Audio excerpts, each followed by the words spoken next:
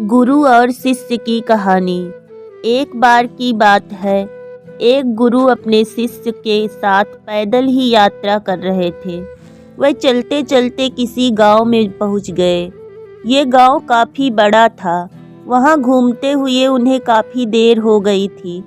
गुरुजी थक चुके थे और उन्हें बहुत प्यास लगी थी, तो उन्होंने अपने एक शिष्य से कहा कि हम इसी गांव में कुछ देर रुकते हैं, तुम मेरे लिए पानी ले आओ। जब शिष्य गांव के अंदर थोड़ा घूमा तो उसने देखा कि वहां एक नदी थी जिसमें कई लोग कपड़े धो रहे थे तो कई लोग नहा रहे थे, और इसी वजह से नदी का पानी बहुत ही गंदा सा दिख रहा था।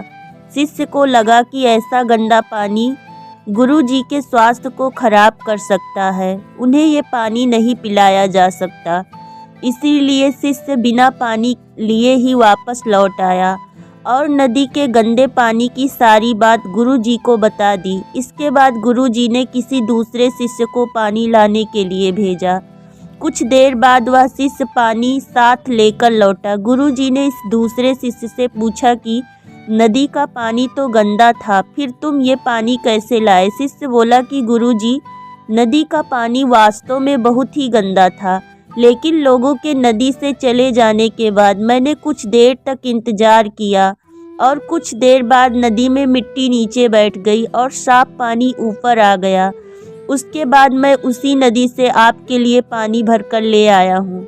गुरुजी ये सुनकर बड़े प्रसन्न हुए और बाकी शिष्यों को भी सीख दी कि हमारा जीवन भी इसी नदी के पानी की तरह है। जीवन में कई बार दुख और समस्याएं आती हैं तो जीवन रूपी पानी गंदा लगने लगता है, लेकिन थोड़े इंतजार और सब्र के बाद ये सतही दुख और समस्याएं नीचे दब जाती हैं और अच्छा समय ऊपर आ जाता है। कुछ लोग पहले वाले शिष्य की तरह दुख और समस्याओं को देखकर घबरा जाते हैं और मुसीबत देखकर वापस लौट आते हैं।